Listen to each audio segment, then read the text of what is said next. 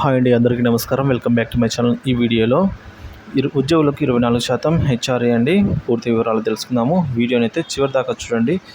వీడియోకి అయితే ఒక లైక్ చేయండి ఫ్రెండ్స్. ఇక వీడియోలోకి అయితే వెళ్ళిపోదాము. 24% హెచ్ఆర్ఏను కొనసాగించాలి. సీఎంకు సచివాలయ ఉద్యోగుల వినతి. రాష్ట్ర సచివాలయ విభాగాధిపతుల కార్యాలయాల్లో ఉద్యోగులకు వారానికి 5 రోజులు పనిచేసే విధానాన్ని మరో ఏడాది పొడిగిస్తూ ప్రభుత్వం నిర్ణయం తీసుకోవడంపై సీఎం చంద్రబాబు గారికి ధన్యవాదాలు తెలిపారు. సోమవారం సచివాలయంలో సీఎంను ఉద్యోగులు కలిశారు.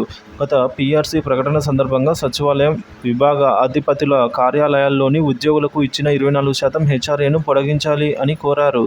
గత ప్రభుత్వం ఇచ్చిన ఉత్తర్వుల గడువు జూన్తో ముగిసినందున దీన్ని పొడిగించాలని విన్నవించారు. ఈ అభ్యర్థనపై సీఎం సానుకూలంగా స్పందించినట్టు ఉద్యోగులు చెబుతూ ఉన్నారండి. సో మొత్తానికైతే ఉద్యోగులను పొడిగించినట్టుగానే వారికి ఏదైతే హెచ్ఆర్ఏ 24% ఉందో దాన్ని కూడా పొడిగించాలి అని కోరడం జరిగింది. దీనిపైన ఇక సీఎం ఏ మేరకు అయితే నిర్ణయం తీసుకోవాల్సి ఉంది ఫ్రెండ్స్.